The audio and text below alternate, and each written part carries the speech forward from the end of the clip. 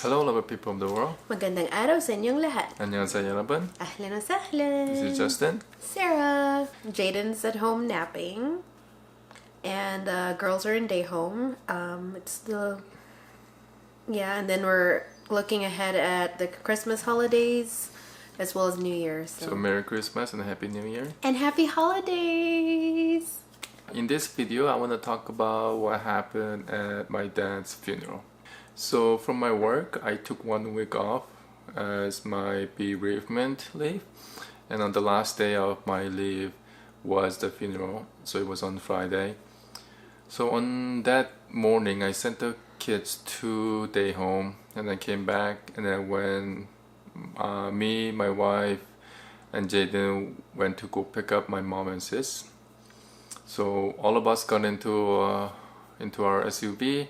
We drove to the funeral house. I think as soon as his mom and sister jumped into the car when we first picked them up, I was like, how do you say condolences in Korean? And Justin didn't know how to say it. His sister didn't know how to say it. I'm like,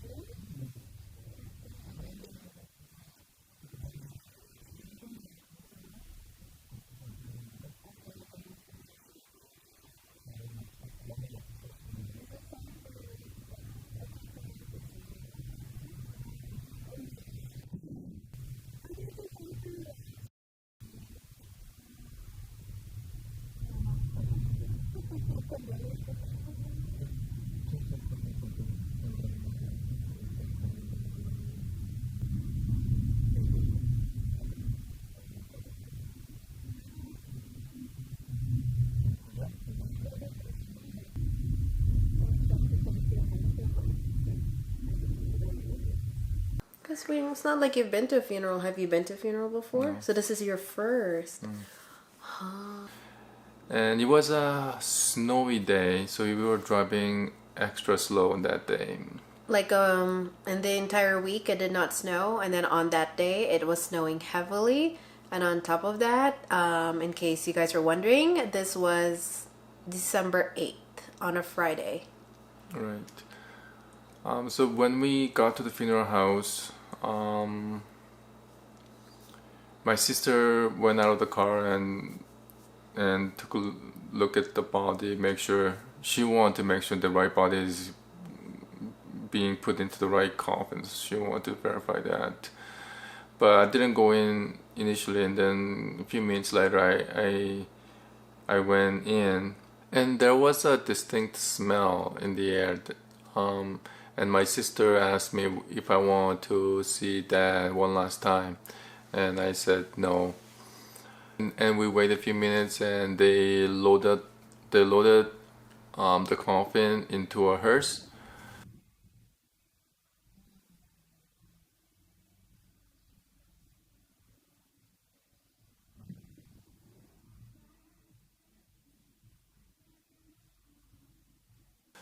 And hearse went ahead, and then we followed the hearse, and there was another red pickup truck that was following behind us. Red pickup truck was the one that was following us. It was all part of the plan, right? Because we needed extra people to carry the coffin. Okay.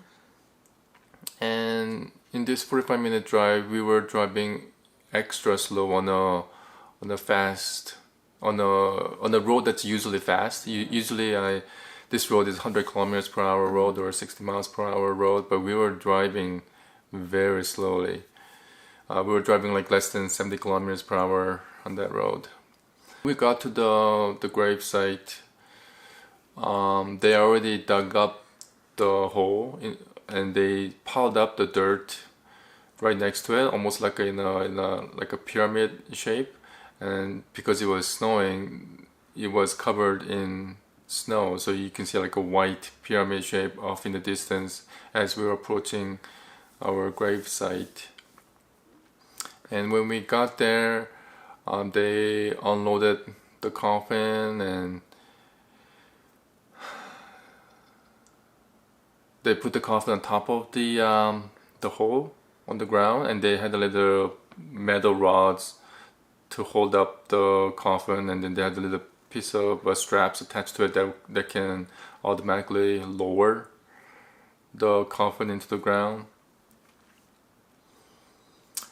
So at this point, we were just all silent. We didn't say anything. We didn't say eulogy or anything like that. After they lowered the coffin, my sister was crying, and surprisingly, my wife was crying. Are you about to cry? And myself and my mom, we had stone face. What were you feeling in that moment? We're task oriented at that time. Except we weren't doing anything. We were just standing over your dad's coffin. Did anything cross your mind? Any thoughts? Any memories?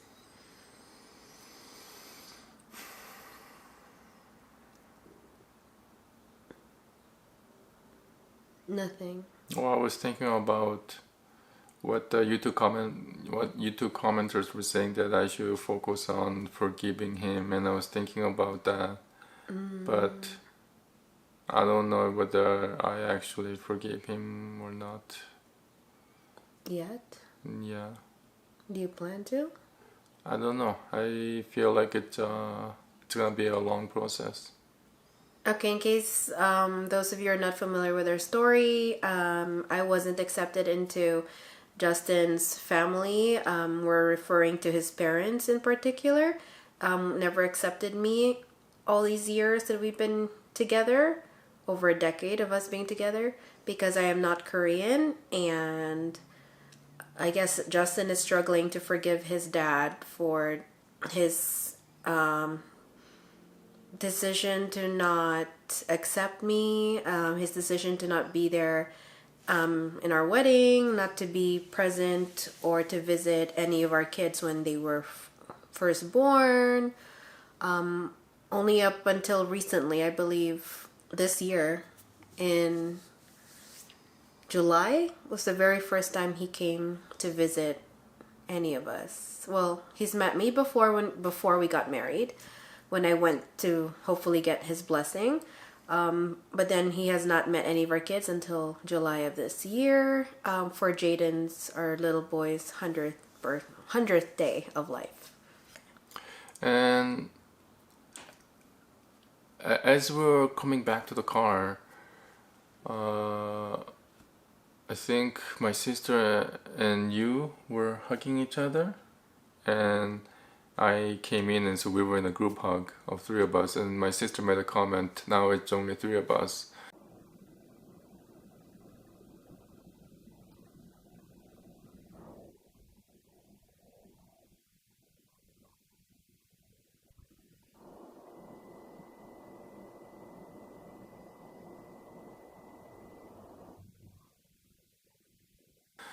I don't know what they mean by that. Three as in which three? Is like me, my sister, and my wife three, or me, my sister, and mom three? Yeah, because mind you, she made this comment while Justin, myself, and his sister were huddled in a group hug. So I assumed she was referring to us three, but when Justin first heard that comment, initially his first thought was, oh, she's referring to Justin, herself, as well as their mom. We don't know. But yeah, if she meant us, like including myself, I would be like, I'm so touched. But if not, that's okay too. I, of course, thinking that she was talking about like including me as part of that three, I responded and said, well, we're stronger together. We'll get through this together, is what I said. Oh, and then I went over to we were holding your mom as we were walking back to the car. Oh yeah, we want to make sure that she doesn't slip and fall on the snow or ice. Well, for me it was more, I was hugging her. I was kind of like holding her waist like this, and then walking with her, sort of to give her comfort. It wasn't to secure her. You probably went there to secure for her safety. But then after you and I safely got your mom to the car in her seat, I turned around and noticed your sister was still looking out at your dad's gravesite. And so that's when I went over there to give her a hug, and I said, I'm really sorry for your loss. I believe this is the first time I told her that in person. Because it was all rush leading up to that, to the burial. So yeah, and I said, I'm sorry for your loss. And then she hugged back and said, thank you. And that's when Justin came in unexpectedly and huddled, like embraced us. So then we ended up in a group hug. Mm-hmm. So tell me, how come you ended up crying? You barely knew him. So, because I barely knew him, it was just memory. So that's why I was asking you what was going through your head, what emotions you may have been feeling when you were looking over at your dad's coffin as they were lowering the coffin down. The thoughts that the thoughts that were in my head were every single instance and memory of looking at your dad and your dad talking back to me. It was because I barely knew him and we barely had any memories together. It was very easy to remember every single time clearly as if it was happening in real time. So that's why I felt like he was still there. And then it made me sad to know that I won't get a chance to have or make more memories with him. Oh, getting choked up. It's okay.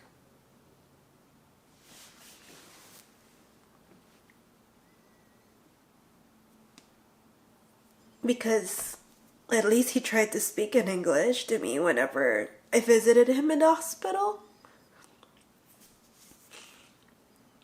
I remember he said something really funny that I didn't expect, where he said we were struggling to find a way to change the language setting on the tablet that he had at the hospital so that he could navigate and look for, news or YouTube videos. And I tried to change the language setting and I was showing him, I was like, I can't find Korean here. I searched everywhere. There's a long list of languages, but Korean wasn't one of them. And I told him I couldn't find it. And then he responded and said, ridiculous. And I was like, excuse me, what? And then he said, Korean is the 7th, or I can't remember the number, I'm sorry. He said 7th or 9th most widely used or most popular language in the whole world. It's ridiculous that that the tablet, I'm assuming, did not have that setting. And I was surprised by that comment because it's like he was trying to make small talk. So yeah, like little moments like those, like I remember him by. It makes me sad that our kids don't get to have conversations with him anymore. So yeah, that's why I'm sad about it. But also a lot of the memories of going to funerals came flooding back while I was standing there. So I couldn't help but cry because I was remembering every single funeral that I've attended in my life. He reminded me of my grandpa, my mom's side, because that was the one funeral I will never forget. It was very fresh. It was the first ever funeral that I've attended of any of my grandparents, because my dad's parents, they both unfortunately passed away in Sudan while we were not in the same country. Like we were in Dubai, in United Arab Emirates. So we didn't get to attend the funeral because in the Muslim culture, you're supposed to bury the body within 24 hours of death. So of course there's no way to catch a flight to get there in time. And women are not allowed there at the actual burial site, according to the Muslim culture. So I've never attended a funeral in my life until my mom's dad passed away. My mom's mom had already passed away, unfortunately, way before I was even born. So I never met her. So it was just my grandpa. And my grandpa had a big, huge funeral service while we were still there studying in the Philippines. So that was my memory of a funeral. And then, yeah, and then just being there, looking over your dad just brought back all those memories as well, on top of the memories that I was having of having spoken to your dad. I'm sorry, carry on. Oh, that's good. Thanks for sharing. Thanks, I'm sorry, I sidetracked. It's okay. So we watched the employees of the cemetery fill up the hole with their bulldozers. And I think we stayed there for like a half an hour more. And then we came back home. Well, I was explaining to your sister about how in the Filipino culture, there is this belief that you're not supposed to go straight home from the funeral. Something about how the spirit you might be bringing the spirit home with you, or yeah, your loved one's soul would be clinging onto you still. So you're supposed to stop somewhere else and then go home. And of course, we were in a rush because we had an event to go to that very same day. So we stopped by Tim Hortons. Yeah, we stopped by Tim Hortons drive-thru. We got steak sandwiches for all of us. Oh, and your sister actually agreed with like, okay, if that's what your culture says or dictates, and let's do that. She said something like that. Then I asked what about the Korean culture, and then she said she doesn't know much about it. So I think she may have done some research afterwards. The reason why we were in a hurry to get home was because we have a work Christmas party that evening. I know there were a few commenters that said don't go. So we ended up going. We got dressed up. We hired a babysitter to look at our kids. Basically, ever since we found out about his dad's diagnosis, he had already registered to attend the Christmas party. And then I was talking to Justin about like, do you still feel comfortable going to this Christmas party even though this is the same day? We found out later on, of course, after the fact that, oh, his dad's funeral or burial date fell on the same day as the Christmas party. Since Justin had already registered, they already paid for our dinners, and like they made reservations at the table already, so we couldn't really back out. Technically we could back out, but like I was talking to my mom and my sister was telling me as well, like, you guys you deserve this, like just go have a good time. And also I'm reminded of, none of us are Irish, you guys, but there's this culture in Ireland about the celebration of life. I'm not sure about other people's cultures and beliefs when it comes to funeral arrangements, but I saw it as that. I saw it as, let's go celebrate your dad's life.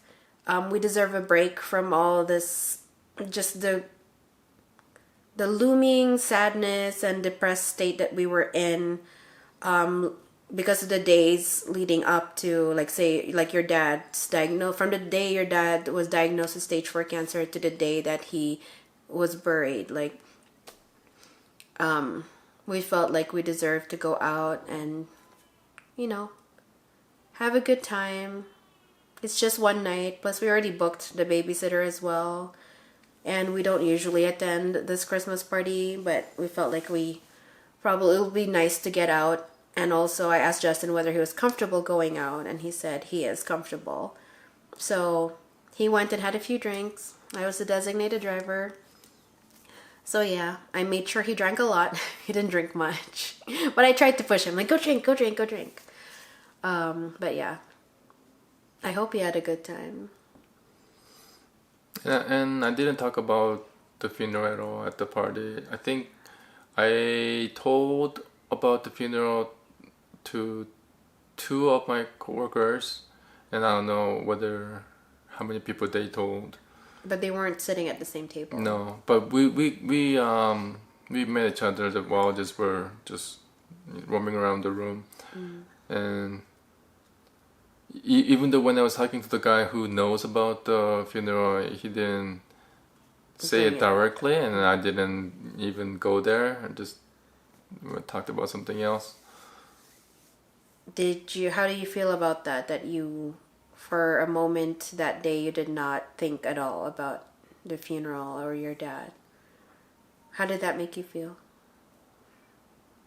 Were you comfortable with it at all? Yeah, I mean, it's not that I wasn't thinking about it. Oh, in my mind, like, how do I change the topic if he brings it up? You know what I mean? So it makes you uncomfortable to talk about it. Yeah, So you kind of appreciated that nobody was bringing it up. yeah. I hope it was therapeutic for you. Like, looking back, do you regret going to the party? No, Okay. You felt good about it? yeah. That's good. And this photo is my favorite photo of my dad. This was taken maybe 20 years ago, I think. And it's at our backyard in Canada. He's kind of looking up, looking into distance. He's very hopeful of the future. He has this look of inspiration in his eyes. Yeah, so this is my favorite photo of him, and this is probably how I will remember him for the rest of my life. Rest in peace. We love you, Harbaji. We would like to take this moment to thank every single one of our viewers, our YouTube families, our Love with Standards for being so kind enough to extend your sympathies, your condolences. We really felt the warmth and love, and we feel overwhelmed by all of your support during this time as his dad transitioned. So thank you so much, you guys, for all of that. We really appreciate you. That's a lot of sun. But yeah, so we love you guys so much. Mwah. Appreciate each of you, and thank you for watching.